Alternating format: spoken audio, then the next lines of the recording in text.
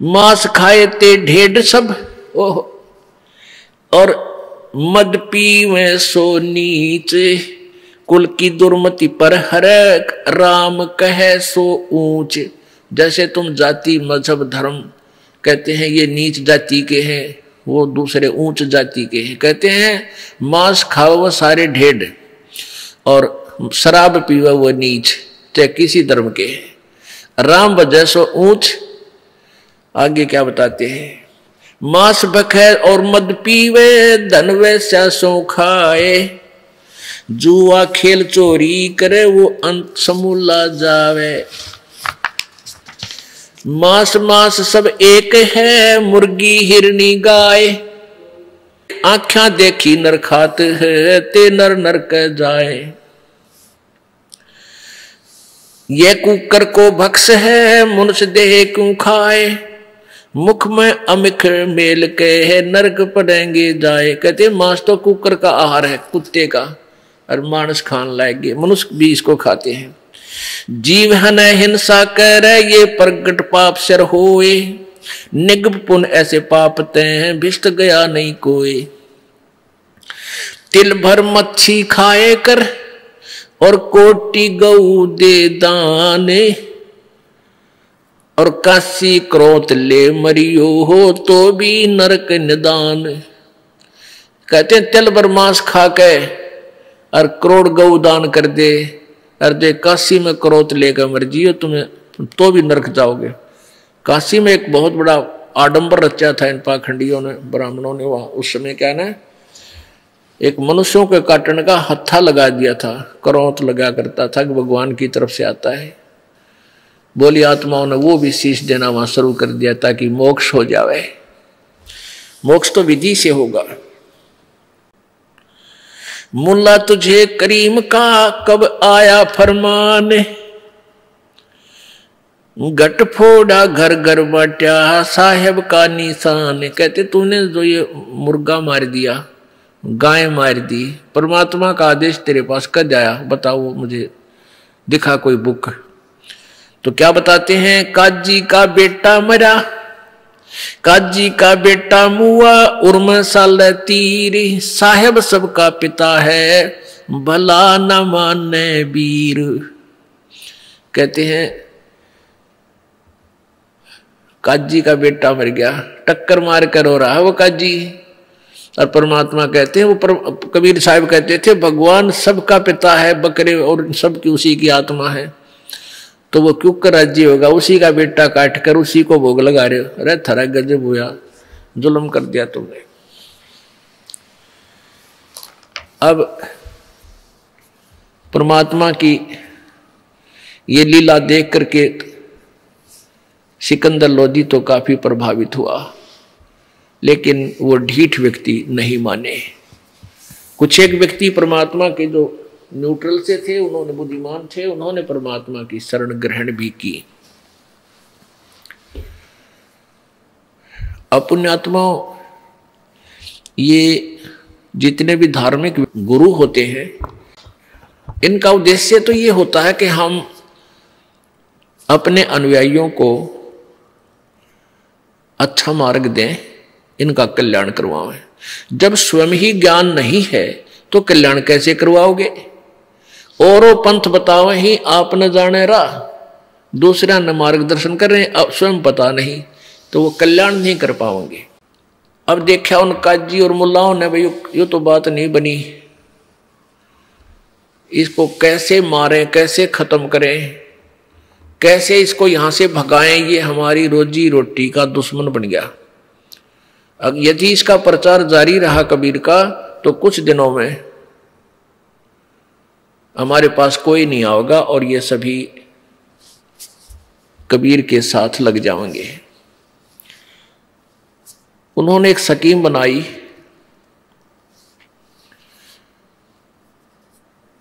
अब उन्होंने क्या स्कीम बनाई कि इसको चिट्ठी डाल दो। मुल्ला और पंडित, मुसलमानों के धार्मिक गुरु और हिंदुओं के धार्मिक गुरु ब्राह्मण। अब ब्राह्मण कौन है, एक जैसे किन ब्राह्मणों के विषय में परमात्मा कह रहे हैं ब्राह्मण का अर्थ होता है विद्वान पुरुष, गुरु। उसको गुरु को ही ब्राह्मण बोलते हैं, जो दीक्षा देता है, मार्गदर्शन करता है, धार्मिक अनुष्ठान करवाता है। अब वर्तमान में ब्राह्मणों के बहुत ज्यादा वंशज हो गए हैं, तो वो ब्राह्मण नहीं है। जैसे कोई वैद्य था, वैद्य और अच्छा वैद्य था, नब्ज देखकर नाड़ी पकड़ कर दो बीमारी बता देता था, औषधि देता था, स्वस्थ हो जाते थे, बहुत प्रसिद्ध हो गया। उसके 5-6 संतान थी, उनके फिर आगे संतान होगी, उनके आगे संतान होगी। अब हजारों की संख्या में उसके उस वैद्य के वंशज हो गए। वो सभी भी अपने पीछे वैद्य लिखते हैं, वो सभी भी सब अपने अपने सरनेम बना लिया उन्हें कि वो फलाना राम वैद्य, फलाना राम वैद्य, तेलू राम वैद्य, जबकि वो वैद्य नहीं है। वो ना जानते पेट के दर्द की दवाई भी, और लिखते हैं वैद्य, तो वो वैद्य नहीं है, बेशक लिखे रहो। तो ऐसे ही जो ब्राह्मण थे, पहले वाले जो ब्राह्मण थे, वो इनके वर्तमान के जो ब्राह्मणों के पूर्वज, वो ब्राह्मण करते थे अपना ब्राह्मण वाला कार्य, और वर्तमान के ब्राह्मण नहीं है, ये वैसे नाम लिख रहे हैं। तो उनको कहा परमात्मा ने, उन ब्राह्मणों ने और मुसलमानों के काजी और मुल्लाओं ने सलाह करके सब ने चिट्ठी डाल दी। चिट्ठी डाल दी कि अभी कबीर भंडारा करेगा, और वो 3 दिन भंडारा चलेगा, और प्रत्येक दिन भोजन के बाद एक दोहर देगा, एक असरफी सोने की दान करेगा।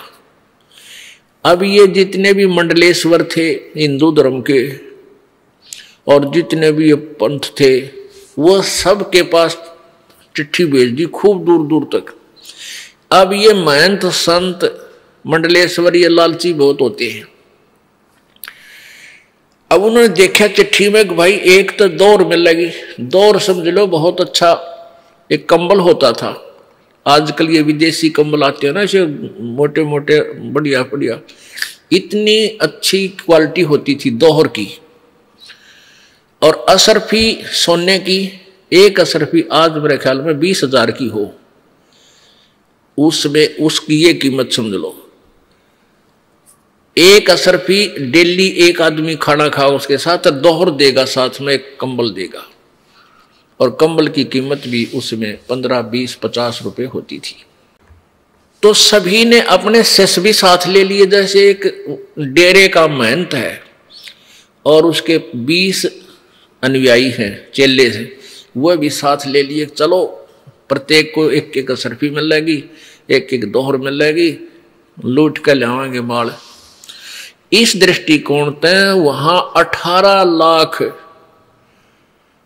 ये संत इकट्ठे हो गए, उनके चेले, सब पंथों के, गिरी पुरी, ये सब नागेर नंगेर सब आ गए। उधर से एक चिट्ठी भेज दी वहां काशी से सिकंदर लोधी के पास कि ये भी आ जाओ बनारस में, और ये पाओगा नहीं, भाग जाएगा इसका गुरु। क्योंकि सिकंदर लोधी ने, जैसा कल आपको बताया था, सिकंदर लोधी ने कबीर परमेश्वर को अपना गुरु बना लिया था। क्योंकि सिकंदर लोधी के एक भयंकर जलन का रोग था, वो किसी भी औषधि से, किसी भी संत से ठीक नहीं हो रहा था। सभी ने ये कह दिया था, ये तेरे कर्म का भोग है, तेरे प्रारब्ध में लिखा राजन, ये तो भोगे पार पड़ेगी। और परमात्मा कबीर जी के आशीर्वाद से वह स्वस्थ हो गया था।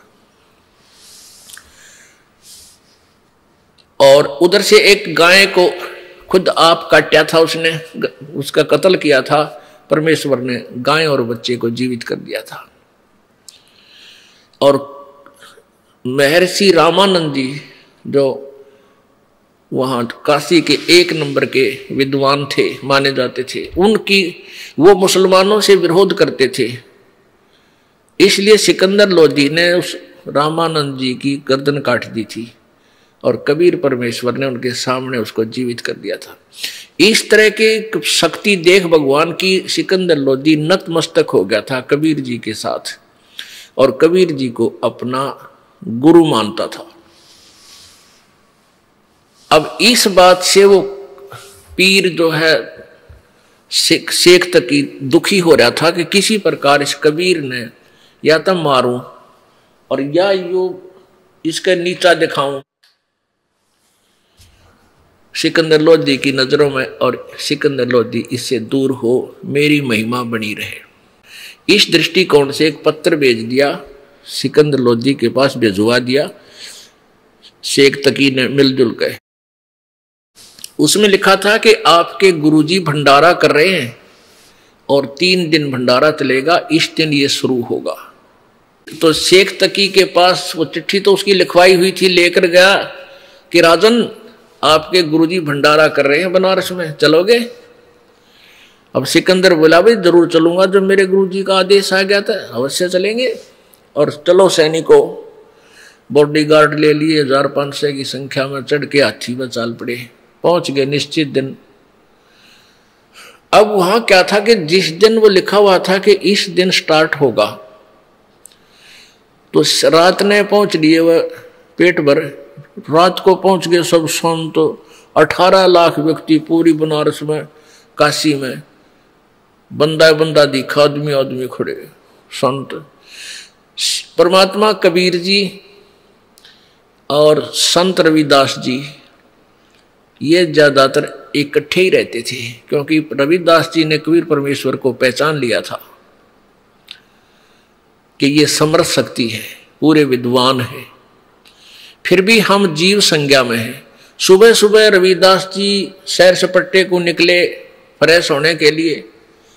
उसने बाहर देखा, जहां देखा वहीं पर साधु संत खड़े हैं ये।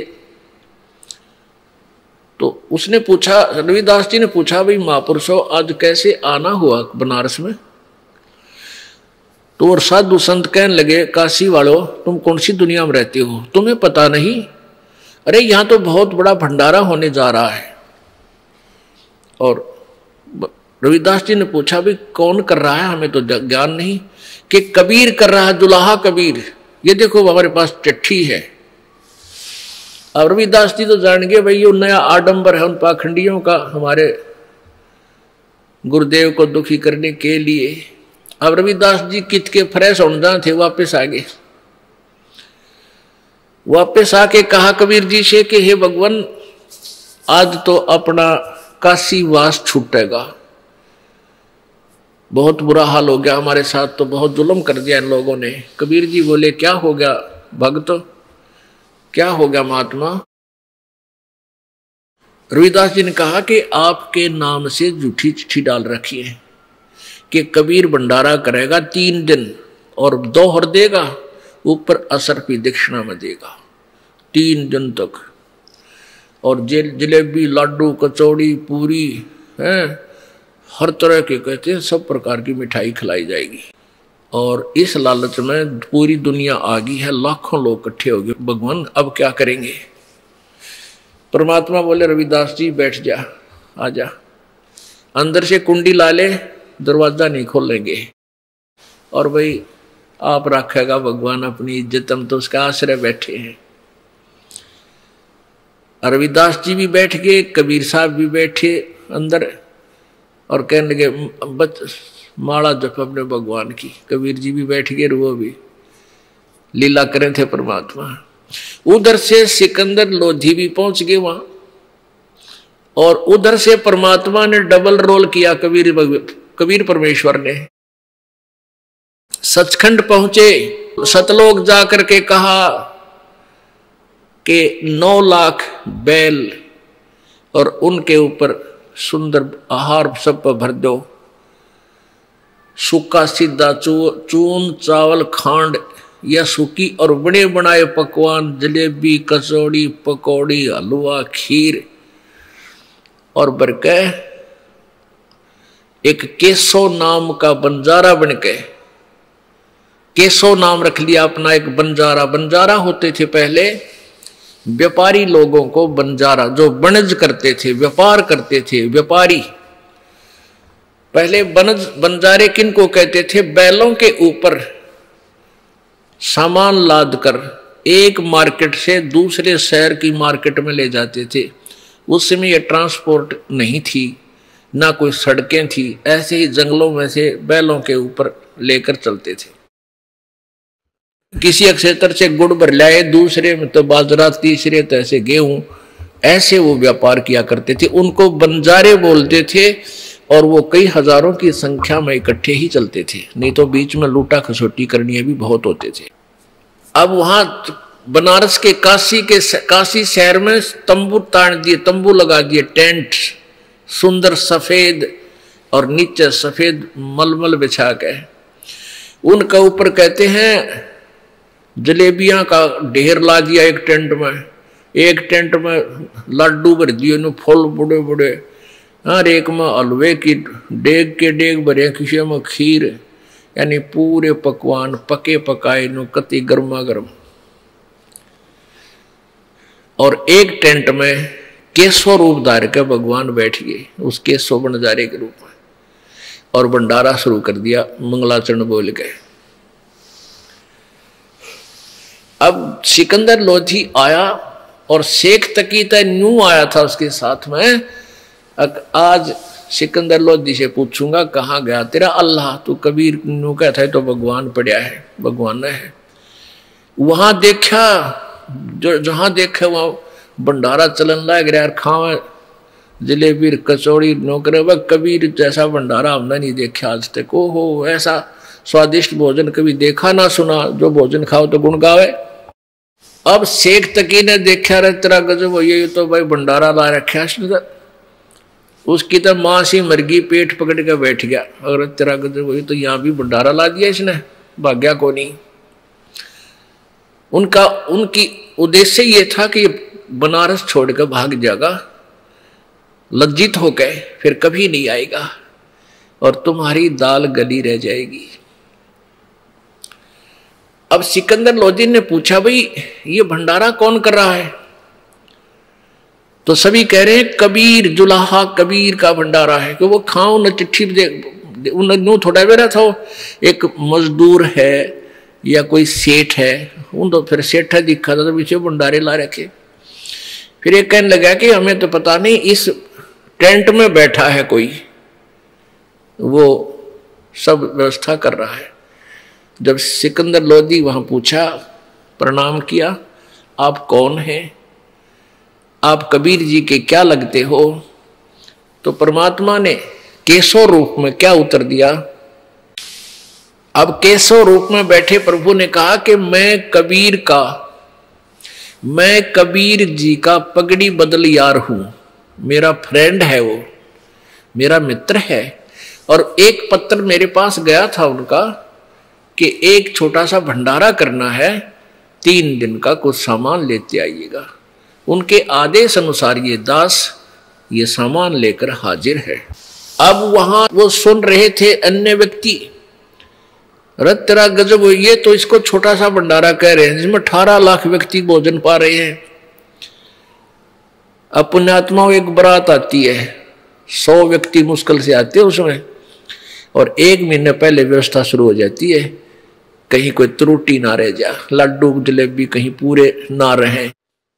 घर वालों को बाद में आदेश देते हैं खाना खाने के पहले बारात को खा लेने दो, कहीं कम ना पड़ जाए। और वहां 18 लाख व्यक्ति और खावे लड्डू जलेबी, जय जयकार करे कबीर की, और शेख तकी के छींटे लगे तेल की तरह, वो जड़े बैठा बैठा। अब सिकंदर लोधी ने पूछा कि कबीर जी क्यों नहीं आए यहां पर, तो वो केशव रूप में कहने लगा। केशव बोला, उनका दास जो बैठा है उनको आने की क्या आवश्यकता है, कहां है कबीर जी? सिकंदर लोधी ने पूछा कि वो अपने घर पे विश्राम कर रहे हैं, भजन कर रहे हैं भगवान का। हमें संकेत कर रहे हैं परमात्मा कि तुम मुझ पर इस तरह आश्रित हो जाना, फिर मैं दूर नहीं बचो। सिकंदर लोधी हाथी पर बैठा हुआ, साथ में कुछ अंगरक्षक, और वहां पहुंच गया कबीर जी की झोपड़ी पे।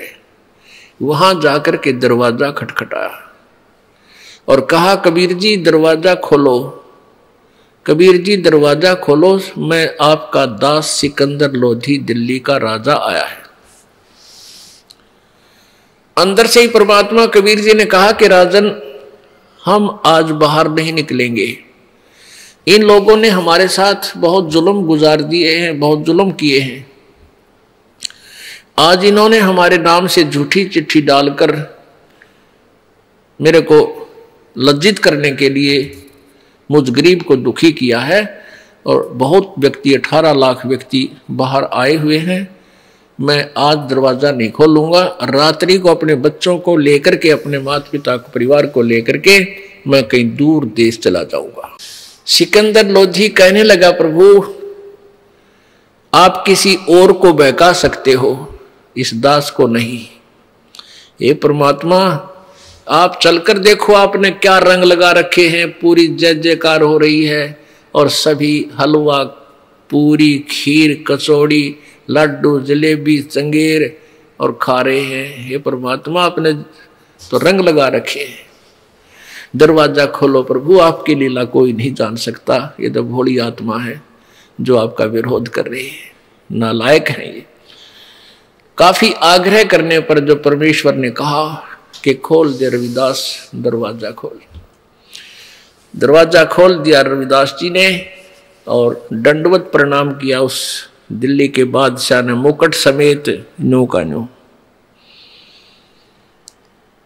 कहने लगे, परमेश्वर तेरी लीला को कोई नहीं जान सकता। एक बार दर्शन दे दो, संगत आपका इंतजार कर रही है। देख रहे हैं कौन है वो कबीर जिसने ऐसा मोहन भोजन खिलाया है, आपके दर्शन के ललायित हैं, वो इच्छुक है। एक बार दर्शन दो प्रभु। तब परमात्मा कबीर जी झोपड़ी से बाहर आए। आकाश से फूल बरसे, सुगंधित फूल परमात्मा के ऊपर फूल बरसने लगे। बोलो सतगुरुदेव।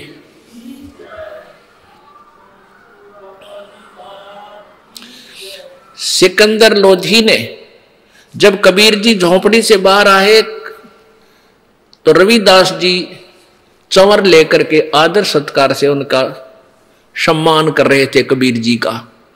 सिकंदर लोधी ने कहा कि भगत जी, ये चंवर मुझे दे दो। आप तो रोज सेवा करते हो भगवान की, आज मैं कुछ सेवा कर लूं। सिकंदर लोधी ने चंवर ले लिया और उस परमेश्वर पर, कबीर जी पर चौर कर रहे हैं और हाथी पर बैठा लिए। हाथी पर एक कमरा सा बना हुआ होता, उसको अंबारी बोलते हैं। उस रूम के, उस कमरे के, उस खोखे के चारों तरफ के दरवाजे ऊपर नठा दिए, खोल दिए खिड़की और परमात्मा को बीच में बैठा लिया।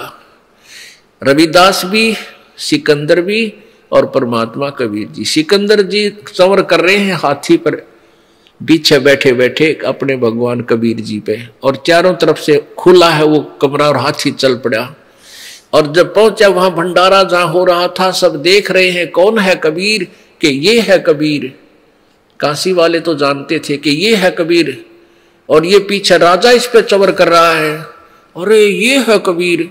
राजा भी, क्योंकि आम व्यक्ति, जनसाधारण तो राजा ने पता नहीं क्या मानता है, और राजा जिसकी सेवा करे फिर प्रभावित होना स्वाभाविक है। तो फिर परमात्मा पूरे मेले में घूम गए और सबको आशीर्वाद दे रही है, चल रहे हैं और सब जय जयकार कर रहे हैं कि बड़ा भोजन भंडारा दिया, जय हो कबीर की, जय हो कबीर जी की, सारा जय जयकार होगी। फिर जिसमें वो केशव बैठा था, केशव ने एक अपना साथी भेजा, अपना सेवक, कि परमात्मा को यहां बुला लाओ। वो सेवक गया, कर जोड़ के प्रार्थना की कि भगवान कबीर जी, आपको आपका मित्र केशव याद कर रहा है। तब परमात्मा ने कहा कि चलो हम चलते हैं। हाथी से उतरकर सिकंदर लोधी, परमेश्वर, कबीर जी और रविदास जी उस टेंट में पहुंच गए जहां के स्वरूप में प्रभु डबल रोल में विराजमान थे। वहां अपने आप देखते देखते एक सुंदर तख्त लग गया, उसके ऊपर सुंदर बहुत गद्दा बिछ गया, अपने आप एक सुंदर कपड़ा उसके ऊपर चद्दर बिछ गई, सतलोक तक है, और एक तख्त पे वो विराजमान था केशव। और केशव खड़ा हुआ, प्रभु के चरण छूने चाहे, परमात्मा ने हाथ ऊपर करके सीने से लगा लिया। एक तख्त पर इस साइड में परमात्मा बैठ गए, इस साइड में केशव, सामने सिकंदर लोधी, और नीचे उस टेंट के सब पर्दे खोल दिए। अब जनता ने खाना खा करके फिर वहां बैठ के चारों तरफ आकर देखने लगे। कहते हैं 8 पहर तक 24 घंटे परमात्मा ने सत्संग किया। खड़ा होकर के मालिक ने प्रवचन किए। मालिक की वाणी आवाज इतनी तेज थी कि लाउड स्पीकर की आवश्यकता नहीं, वो तो परमेश्वर थे। बहुत ज्ञान दिया, समझाया कि तुम कौन हो, कहां से आए हो, तुम एक परम पिता के बच्चे हो, तुम्हें ये मिसगाइड कर रहे हैं ये नकली व्यक्ति। ऐसे 24 घंटे तक आपस में वार्ता हुई। केशव प्रश्न करता है, कबीर जी उत्तर देते हैं। यानी ऐसे उन्होंने डबल रोल करके अपनी प्यारी आत्माओं को सत संदेश दिया। अब 3 दिन भंडारा चला। ऐसे ही प्रत्येक खाने के उपरांत सबको एक दोहर एक असरफी और डेली दी जा रही है। सतलोक से तो परमात्मा ने कहा कि यहां का नहीं था भाई, ये माल तो सतलोक का आया था। वहीं से ये आत्मा आई थी बैल बनकर, प्यारी आत्माएं, और वहीं से उनके साथ और सेवक आए थे जो खाना खिला रहे थे। सतलोक के वो हंस आए थे। तो फिर क्या हुआ कि तीसरे दिन जो भोग लग गया, समापन हुआ भंडारे का, सारा सामान लपेट के बैलों के ऊपर रख के और बैल चालते कर दिए। अब गंगा को पार कर दिया। गंगा तो भरी चला थी बहुत ऊपर तक, और जब वो बैल उसमें निकलने लगे तो एकदम 1-1 फुट पानी रह गया गंगा का। और सभी जब जा लिए दूर, उसे बाहर निकल गए परली साइड में। 9 लाख बैल, 9 लाख बैल कितने हो विचार करो पुण्यात्माओं, क्योंकि 18 लाख आदमियों का भोजन चाहिए था, और वो भी 3 दिन, और 2-2, 3-3 टाइम खुला भंडारा, चाहे कितनी वह खाओ, इतना सामान लाए थे। तो जब वो बंजारे जो उसके साथ आए हुए थे, तो सतलोक की आत्माएं, और वो बैल जब गंगा पार कर चुके, उस समय केवल केशव, कबीर जी, रविदास जी और सिकंदर लोधी, शेख तकी और काशी के कुछ लोग शेष थे। तब सिकंदर लोधी ने देखा कि वो कहां गए बंजारे और बैल, क्योंकि उधर देखा कहीं भी दिखाई ना दिए एक ही पलक में। तो परमेश्वर कबीर जी ने कहा जहां से आए थे वहां गए। वो देखते ही रह गए, क्योंकि 9 लाख बैल तो पूरे क्षेत्र को घेर कर चलते हैं। अगर चलना पड़ा तो बहुत दूर तक दिखाई दे, धूल ही उड़े, वहां कुछ भी नहीं था। परमेश्वर कबीर जी ने कहा वो तो वहीं गए जहां से आए थे। कहां से आए थे परवरदिगार? सिकंदर जी ने पूछा। परमेश्वर ने कहा हमारे सतलोक से आए थे। इतने में क्या होता है कि परमात्मा ने कहा केशव से कि जाओ, आपका बेड़ा दूर जा चुका है। इतना कहते ही केशव न्यू का न्यू कबीर जी में समा गया। उनके सामने देखते देखते दोनों एक हो गए। बोलो सतगुरुदेव।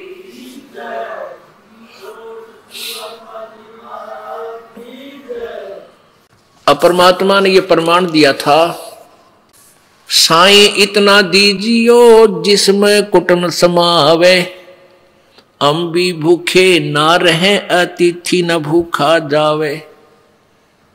अब परमेश्वर जी एक लीला करके दिखाते थे कि तुम मेरी साधना करो, मुझ पर विश्वास रखो, इस माया जोड़न के चक्कर में बच्चों पाप ना कमाओ, पाप इकट्ठे मत करो। कहते हैं कल्पे कारण कौन है, कर सेवा निकाम, कर पूजा निकाम, और मन इच्छा फल देऊंगा, जो पड़े मेरे ते काम। परमात्मा कहते हैं कि तू खाम खा कल्पित रहता है, कदे न्यू ना हो, हाय यूं ना हो जा, कद चिंता ना करे, तू मेरी भक्ति करता रहे, मैं बताऊं ऐसे लगा रहे, और फिर देखना मैं तेरे साथ, फिर मेरे हाथ देखना तू क्या करूंगा। कल्पे कारण कौन है, कर सेवा निकाम, पूजा निकाम, बगैर किसी इच्छा के, बिना किसी मांगे तू भक्ति करता रहे, फिर देखना अब पुण्यात्माओं, आप जी ने कल पढ़ा था कबीर सागर में, क्या कहा था कि कबीर परमेश्वर ने कहा था कि संवत 1775 होई ता दिन प्रेम प्रगटै मम सोई, और फिर बर में पंथ प्रगट हुआ मेरी वाणी, और शब्द हमारे की निर्णय ठानी। ये असंख्य जन्म ठोर नहीं पावे, ये 12 पंथ हम ही को झावे। 12वें पंथ हम ही चलावे, सब पंथ मिटा के एक का पंथ चलावे। तो 12वां पंथ गरीबदास जी का पंथ है। उस 1774 संवत 1774 में परमेश्वर की प्यारी आत्मा गरीबदास जी का जन्म हरियाणा प्रांत जिला झज्जर छुडानी गांव में हुआ था। इसी के विषय में प्रमाण है कि फिर उसके माध्यम से मेरी वाणी प्रकट होएगी, मेरी महिमा की, मेरी लीला की यथार्थ वाणी वो प्रकट करेगा मेरा बच्चा। और फिर आगे, लेकिन वो जो उसके अनुयायी होंगे, उस 12 पंथों के अनुयायी होंगे, जब तक मैं दोबारा नहीं आऊंगा तब तक वो मेरी वाणी का आप पे अर्थ उलट सुलट लगा रहे होंगे, यथार्थ ज्ञान उनके पास नहीं होगा। फिर 12वें पंथ हम ही चल आवे, और फिर सब पंथ मिटा के एक पंथ चलावा। अब परमात्मा स्वयं नहीं आए तो दास भेज दिया अपना निर्मल ज्ञान दे के। अब जैसे प्रधानमंत्री यहाँ ना आवे, वो अपना कोई रिप्रेजेंटेटिव भेज दे हिसार में, तो उसके पास पावर प्रधानमंत्री की होती है, जो वो कहेगा वही होगा। तो ये दास उस परमेश्वर का नौकर यहाँ भेज दिया गया उनके द्वारा, कबीर जी से द्वारा, आपके हित के लिए। तो वो लीला, वो वाणी क्या प्रकट हुई, गरीबदास जी ने निर्णय करके रखा है परमेश्वर की महिमा का। मसलत करी सिमटे भेख इकट्ठा हुआ, काजी पंडित माही गरीबदास चट्ठा फिरा वो जम्बू दीप सब ठाही। हिंदुस्तान को जम्बू दीप कहा करते थे कि भारतवर्ष में सब जगह ये चट्ठा फेर दिया। पंडित और काजी सब ने मिलकर एक सलाह कर ली कि दुश्मन ने खत्म करो, किसी तरह थारी अपनी रोजी रोटी खत्म होगी, यूं ना चलने दे हमारे दाल रोटी के सौदे, क्योंकि इनका उद्देश्य रोजी रोटी होता है। जिनके पास भगवान की शक्ति भक्ति नहीं है, वो लोगों को गुमराह कर आगे अपने पीछे लाए रखे। फिर कितने दिन चलेगी वाह, कब तक निभाएगी। एक पंडित जी काशी पटकाया विद्यापीठ,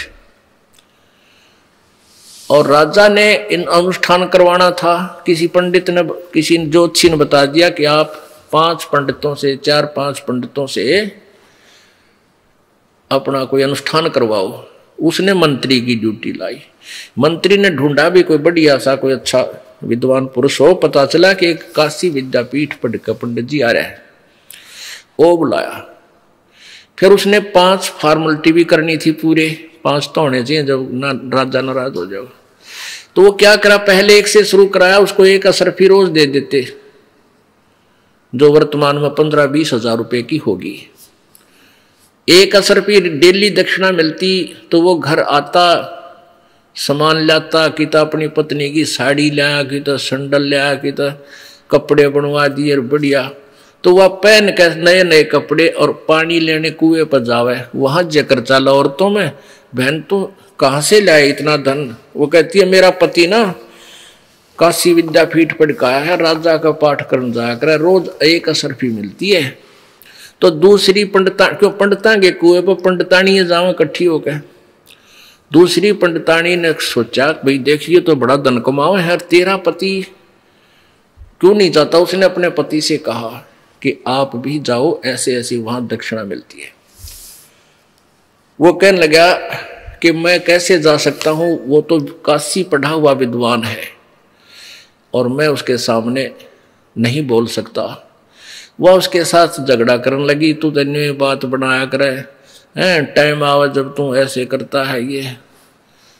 उसने सोचा यार रोज लड़ेगी, चल देखी जाएगी। वो लेकर अपना पोथी सी पहुंच गया और कहा वजीर जी मैं भी पंडित हूँ। कहा जा पंडित जी बैठ जा तू भी। वो एक तरफ अनुष्ठान करा दिया करते, ना राजा जाया करता ना मंत्री की लागे रहेंगे अपना, चलते 5 रुपये 1 असरफी दे दे। ऐसा था व्यवस्था पहले, क्योंकि ये नकली काम, इसे नकली ये काम कराया करें। तो जो विद्या काशी पढ़ के आया था, विद्वान संस्कृत का गया था, वो भी बैठा। उसके साथ में वो दूसरा बैठा दिया। अब वो अपना मंत्र बोलता संस्कृत में, संस्कृत बोलकर भूर्भुवः स्वः स्वाहा, और वो दूसरा बैठ कर यूं करने लग गया जो यू कह वो स्वाहा, कि उसने बोलना नहीं आवा कुछ भी। फिर तीसरा, ऐसे ही एक तीसरी की पत्नी को पता चला, उसने अपना श्रृंगार दिया कि तू भी क्यों नहीं जाता, वो भी जा बैठा। अब वो भी बैठा दिया। वो पहला कहता है भूर्भुवः स्वः स्वाहा, दूसरा कहे जो यूं कह स्वाहा, तीसरा कहे निम बन दे जब तक, कब तक निम बहेगी स्वाहा। अकबर कब तक बात बनेगी, या तो एक दिन पोल खुल लगी और पिटाई भी बनेगी। अब चौथा और बैठा दिया, चौथा और आ गया, वो भी बैठा दिया। अब पहला कहता है अपना संस्कृत बोल कर जो शब्द है भूर्भुवः स्वः स्वाहा, दूसरा कहता है जो यूं कह स्वाहा, तीसरा कहे भाई कब तक निम बहेगी स्वाहा, दूसरा चौथा कहे निम बन दे जब तक निम बहेगी स्वाहा। अगर जब तक निम भाई इतने तो पैसे मिल ही रहे हैं, चलने दो। तो ये नकली संत पंथ ने देखा है कि निम बढ़ दे जितने निम भाई इतने सवा। ये सभी इकट्ठे होकर के सोचा कि इसकी इसने कितना टंटा काटो, यू मारे तभी ना मरता, क्योंकि कबीर जी को मारने के लिए उन दुष्टों ने हर प्रयत्न किया। एक बार झेरे कुएं में डाल दिए। सिकंदर लोधी के पास कबीर जी आए हुए थे, वो बहुत सम्मान करता था राजा। उन्होंने क्या किया, स्कीम करी, शेख तकी ने सारे मुसलमान इकट्ठे कर लिए आगे 2-3-4 हजार की संख्या में, और कहने लगे राजा तू काफिर का शेष बन गया है, हम तेरी बगावत करते हैं, ये या हम इसकी परीक्षा लेंगे तब हम इसको मानेंगे। सिकंदर लोधी ने शेख तकी अपना पीर बुला लिया, 5-10 व्यक्ति और बुला लिए, भाई तुम शांति रहो, बात बताओ क्या है, शांति करो। तो उन्होंने कहा कि आप कबीर जी के सब मुसलमान धर्म में ये बात फैल गई है कि तू काफिर का शेष हो गया है, उस काफिर को तूने अपने घर बैठा रखा है, उसको बाहर निकाल, नहीं तो या हमें परीक्षा दे हमारे सामने, वो भगवान है अल्लाह है तो हम उसकी परीक्षा लेंगे। क्या परीक्षा लोगे कि एक सरसों के तेल का कढ़ाई में उस तेल को उबाल कर उसमें डालेंगे कबीर जी को, अगर ये मर गया तो कटा टंटा, और नहीं मरा तो हम सभी इसके अनुयायी हो जाएंगे, अल्लाह मान लेंगे। अब सिकंदर लोधी चिंतित हो गया, भाई मेहमान रूप में आए हुए हैं, राज देख के बूंदी बन गई। अब जनता के सामने पर राजा फेल हो जाता है। उसने कहा बेटे, वो गया कबीर जी के पास, कबीर परमेश्वर जो दूसरे कमरे में विराजमान थे सिकंदर लोधी के राजमहल में। तो अंतर्यामी कबीर जी ने पूछा कि क्या बात राजन, बड़े उदास नजर आ रहे हो। सिकंदर लोधी ने कहा राजन, ये मेरा जो धार्मिक गुरु है ये पीर जी, यो मेरा सिर का दर्द है, ये कोई न कोई पंगा मेरी जान में पाए रखा है जब से मैं आपकी शरण ग्रहण की है। अब इसने ये स्कीम करी है, प्रभु मैं अपने मुख से कैसे कह सकता हूं। परमात्मा बोले उन्हें कह दे तू जाके कि कढ़ा उबालने तेल का। कोई बात नहीं राजा, मेरा तो एक दिन जीवन जाना ही जाना है, पर आपका राज्य बच जाएगा। कह दिया सिकंदर लोधी ने, भाई कर लो तैयार। सिकंदर लोधी को तो पता था कि ये कोई और शक्ति है, ये अज्ञानी नहीं समझ पा रहे, पर कैसे समझाऊं। अब कढ़ाई का तला लक्कड़ बाल दिए, बुढ़ा चूल्हा बनाकर शेख तकी ने कहा और उबाल दो, और उबाल दो, नो जैसे चाय उबाला कर, नो बड़ा तेल कढ़ाया, कढ़ाई में तेल। कबीर जी को बुलाओ, लाओ उसको पकड़ के डाल दो इसमें। कबीर जी बोले इतने भी परेशान ना हो, मैं आप ही बैठ जाता हूं, आप तंग ना पाओ। परमात्मा उस उबलते हुए सरसों के तेल के कढ़ाई में प्रवेश कर गए और बैठ गए। इतनी गर्दन भार है, आराम से बैठे हैं, कोई उसमें परमात्मा को दुख नहीं। अब शेख तकी कहता है अरे इसने तो तेल की तासीर मंत्र से ठंडी कर दी, तेल ठंडा हो गया है। अब सिकंदर लोधी ने सोचा देखो उंगली देखे सचमुच कहीं ठंडा हो गया हो। परमात्मा बोले राजन उंगली मत देना इसमें, कदे मूर्खा के कहने तांगली जलवा ले। ये कत्ती बहुत जबरदस्त उबल रहा है, बहुत ज्यादा इसमें फारेनहाइट हो रहा है। पर राजा के ना जची, कबीर जी ना जलते, तू के तेरे उंगली में के बिजली गिरेगी। वह उंगली दे दी मना करते करते। जितनी उंगली तेल में गई थी कट के अलग होगी, बेहोश होकर चक्कर खा के पड़ गया वो सिकंदर लोधी। परमात्मा बाहर आए कि इस नबी मारेंगे नालायक। सिकंदर लोधी को छीटे छाटे मार कर जीवित होश में लाए। वो पीड़ा से फिर मूर्छित हो गए, फिर होश में लाए, फिर पीड़ा से मूर्छित हो गए। तब तो परमात्मा ने पकड़ के वह उंगली पूरी कर दी, जख्म भी नहीं रहा और उंगली कटी हुई नहीं रही। बोलो सतगुरुदेव। अब सारे चले गए जो पुण्यात्मा थी, कुछ एक ने तो कबीर जी का नाम ले लिया हजारों की संख्या में, और बाकी जो ये शेख तकी की मंडली थी वो तो मान बढ़ाई के भूखे भगवान आ जा तब भी नहीं मानते, इसे पाप आत्मा बन जाते हैं जो थोड़ी सी मेहनताई प्राप्त करके। और ये पता नहीं कल मर जाएंगे परसों क्या होगा तेरा, और जिसको ढूंढ रहे हैं वो सामने खड़ा है और फिर भी नहीं पहचान पा रहे, इतने कर्महीन हो जाते हैं। कहते हैं राज तजना सहज है सहज त्रिया का ने, और मान बढ़ाई ईर्षा दुर्लभ तजना ये। और जब तक ये नहीं तजेंगे इतने भगवान नहीं मिल सकता। अब फिर सोचा 2-4-10 दिन के बाद शेख तकी ने कि भाई नहीं मरा दुश्मन तो है। फिर आगे इकट्ठे होकर को सब कहने लगे जी वो तो तेल ठंडा कर दिया था, ये जादू जंतर जानता है, अब इसकी एक परीक्षा और लेंगे। क्या लेंगे कि इसको झेरे कुएं में, खराब कुआ बहुत गहरे होते थे, 200-150 फुट नीचे गहरे कुएं खोदा करते थे पहले जल प्राप्ति के लिए। वो झेरा कुआ होता जिसमें नीचे एक गड्ढा और एक्स्ट्रा बन जाता पानी से, उसका कोई पता नहीं कितना गहरा है वो, और उसमें जल नहीं रहता इतना, वो कंडम होता, खराब होता है। कहते उसमें डाल के और ऊपर तक कंकर पत्थर भराएंगे। परमात्मा बोले चलो भाई तुम अपना काम कर लो, ले चलो। अब ले गए, उसमें डाल के ऊपर तो पटक दिया, पर दुष्टों ने कति क्रोधित हो गए और ऊपर से कंकर माटी पत्थर खंगर छड़े कांटेदार झाड़ी दाब कर फुल कर दिया, और हाथ पैर मुंह धो गए। शेख तकी आता फिर सिकंदर लोधी के पास, कहने लगे कहाँ है तेरा वो शेर, कहाँ वो तेरा अल्लाह खुदा, उसका कर दिया काम तमाम। अब शेख सिकंदर लोधी कहने लगा पीर जी किसके विषय में बात कर रहे हो, कि तेरे कबीर अल्लाह के बारे में। आज वो दबा दिया मिट्टी में। सिकंदर लोधी बोला वो बैठा कमरे में, चाल दिखाऊं। परमात्मा वहां विराजमान थे, और शेख तकी नो देख कर आ गया उल्टा, यो नहीं मरा भाई, बड़ा काम बढ़े। तो ऐसे दुष्ट तेरा भगवान आ रहा और उसके साथ ऐसे दुष्टता कर रहे हो पापियों। तो ये लोग हैं जो मानवता के शत्रु होते हैं, ये ना मानने और ना मानने दे दूसरा ने। तो जब तक इनकी दाल गल गई, क्योंकि अशिक्षित समाज था, अब शिक्षित समाज है, पूरे विश्व में कबीर जी का बोलबाला होगा। तो इन्होंने ये सोचा था कि कबीर जी ना तो मारे तो मर्या, इसके साथ ऐसी अनहोनी कर दी, शर्मिंदा लज्जित होकर भाग जाते। तो वो वाणी प्रकट करी, गरीबदास साहब ने कलम तोड़ रखी है कबीर भगवान की महिमा गाने में। अब ये 10 मिनट आपको वाणी सुनाते हैं, वो जो परमेश्वर ने कबीर सागर में कहा है कि मेरी महिमा की वाणी बर्म में पंथ के पंथ प्रवर्तक के द्वारा प्रकट की जाएगी। सिमट भेंट इकट्ठा हुआ, काजी पंडित माही, काजी और पंडित हिंदू और मुसलमान दोनों गेल लाग लिए।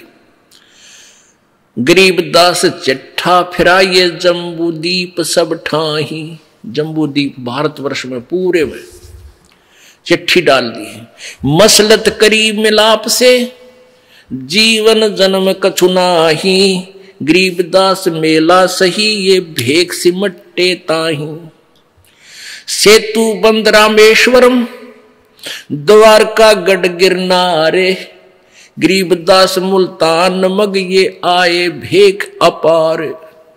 कहां कहां से, सेतु बंद से, रामेश्वरम से, द्वारका से, गढ़ गिरनार से और मुल्तान आदि सब तरह से, सब साइड से ये साधु संत इकट्ठे होकर आगे चिट्ठी मिलते ही। हरिद्वार बद्री विनोद गंगा और केदारे, गरीबदास पूरब सजे ना कछु गिनती सुमार। 18 लाख दफ्तर चढ़े है, अस्तल बंद मुकाम, गरीबदास अनाथ जीव और कहते उस धाम। ओह, अब क्या बता रहे हैं गरीबदास साहब जी, क्योंकि परमेश्वर जी ने उनकी दिव्य दृष्टि को खोल दिया था, उनका ज्ञान योग खोल दिया था। जिनका ज्ञान योग खुल जाता है वो पहले की बीती हुई सभी घटना एज इट इज बता सकते हैं, क्योंकि ये सभी जो भी क्रिया हो रही है ये सबकी एक फिल्म बन जाती है, और ये फिल्म पूरी कभी भी वो देख सकता है। जैसे फिल्म बनाकर रख दी सीडी भर के, उसको कभी भी सीडी प्लेयर में चला कर देख सकते हैं, जिनका सीडी प्लेयर ठीक हो। तो ऐसे ही गरीबदास जी का सीडी प्लेयर अंतःकरण परमात्मा ने ऑन कर दिया था। उन्होंने जो घटना as it is Kabir ji के साथ बीती थी वह जो की तो हजारों सैकड़ों वर्ष पहले की लिख दी थी। जैसे तुलसीदास जी ने लाखों वर्ष पहले बीती हुई रामायण को पुनर् लिख दिया था, उनका भी ज्ञान योग खुल गया था। इस ज्ञान योग का भी सत्र होता है। जैसे एक दूरबीन होती है, उसकी रेंज होती है, अक्षमता होती है, तो ऐसे ही दिव्य दृष्टि की भी अक्षमता होती है। इन तीन लोग के संतों की अक्षमता वाली कम होती है, और परमेश्वर से संबंधित जिनकी दूरबीन यानी दिव्य दृष्टि होती है वो ज्यादा अक्षमता की होती है। बाजन नगारे नौबता तुरही और रन सिंह, गरीबदास झूलन लगे उर्दमुखी बोपींग। एक नखी निर्बाणिया एक खाखी है खूसी, गरीबदास पद ना लख्या सब कुटत है तुस। वाणी के अंदर कितना ज्ञान भी भरा है कि वहां नाना प्रकार के साधु संत भिन्न भिन्न प्रकार के भेखों वाले आए हुए थे। कोई ऊपर न पैर करके खड़ा था, कोई एक टांग पर खड़ा था, अपने नित्य की साधना भी कर रहे थे, और भंडारे में भी आए हुए थे। तुस कोटे और भूस भरे ये आए भेक अटम्बे, गरीबदास नहीं बंदगी तप्पी बहुत आरंभ। भेख देख रहे दास जी गए कबीरा पाश, गरीबदास रे दास कहे अद छूटा काशी बास। बिहन से बदन कबीर तब सुन रहे दास विचारे, गरीबदास जुल्ला कहे लाले धनी ते तार। लातार लौली ने हो रूप विहंग माही, गरीबदास जुल्हा गया अगम पुरी न जठाही। परमात्मा अपने सतलोक में गए, एक रूप में वहां भी बैठे हैं। जहां बोडी शंख असंख्य सूर्य बंजारे और बैले, गरीबदास अवगतपुरी हुई काशी कुशैले। जरत से तो हीरे नगे बोडी भरी अनंत, गरीबदास ऐसे कहा लो कबीर भगवंत। कहते हैं जब परमेश्वर कबीर जी सतलोक में गए और वहां से आदेश दे दिया था कि इतने तैयार कर दो, तो वहां कहते असंख्य बॉडी असंख्य बैल तैयार कर लाज कर खड़े कर रखे, अकेले भगवान कबीर जी ले जाओ। परमात्मा कहते हैं, गरीबदास जी कह रहे उसमें से 9 लाख लेकर के भगवान बंजारा रूप बनकर के शिव का चल पड़े। ओ खाखी कंजू से पूरे अंजल ना अधिकारे, गरीबदास ऐसे कहा सुन तो सिरजनहार। कि उस खाखीपुर में उस इस निरंजन के लोक को खाखीपुर यानी खोखा नकली, यहाँ हर चीज का अभाव रहता है इसे लोक में, और वहां तो अन्न का ना अधिकार, वहां कोई भी चीज पूरी नहीं है। और गरीबदास ऐसे कहा सुन तो सिरजनहार। अनंत कोट बालद सजी तास लई 9 लाख, अनंत करोड़ वहां खड़े थे बैल लदे लदाए पूरे सामान के भरे भराए, उनमें से 9 लाख ले ली। अनंत कोट बालद सजी तास लई 9 लाख, गरीबदास के 100 कला एक पलक पुर झांक। एक पलक में सतलोक से एक पलक में बनारस में आकर प्रकट हो गए। खुला भंडारा गैब का बिन चिट्ठी बिन नाम, गरीबदास मुक्ता तू ले धन के 100 बलि जाओ में। जिन्ने जनवा तुलत है बूरा घृत और दाल, सूखा सीधा भी दे रहे हैं, खाने वाले खाओ और ले जाने वाले लो। सीधा भी, सीधा बोलते हैं जो, जैसे एक घर में एक व्यक्ति, पहले ब्राह्मण लोग आते थे कि हमारे घर में 5 आदमी हैं, एक रोटी खा जाता, 4 का सूखा सीधा दाल आटा खांड बूरा घी ले जाता था, उसको सूखा सीधा बोले। परमात्मा कहें जो खावे थे वो तो खावे थे, सूखा सीधा ले जाने वालों को भी तो बरबर कहते थे। जिन्नी झनवा तुलत है बूरा घृत और दाल, गरीब दास आटा अटक लेवे मुक्ता माल मुफ्त। कस्तूरी पान मिठाइयां लड्डू जलेबी चंगेरे, गरीब दास नुक्ति निरख जैसे भंडारी कुबेर। बिना पकाया पक रहा उतरे अरस खमीर, गरीब दास मेला शुरू वहां जय जय होत कबीर। बिना पकाया पक रहा उड़ा, ना कोई चूल्हा ला रखा ना कितने गैस की भट्ठी, बिना पकाया पक रहा उस परमात्मा के उन टेंटों के अंदर।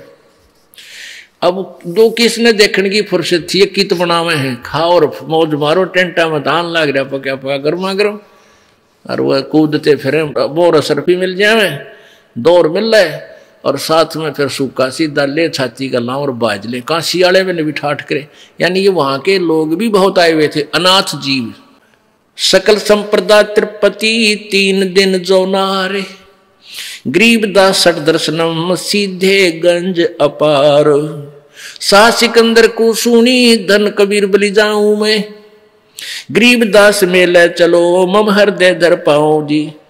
कह कबीर सुन साहा तू भेख अलाम गुलाम, गरीब दास कैसे चलूं मो गठरी नहीं दाम।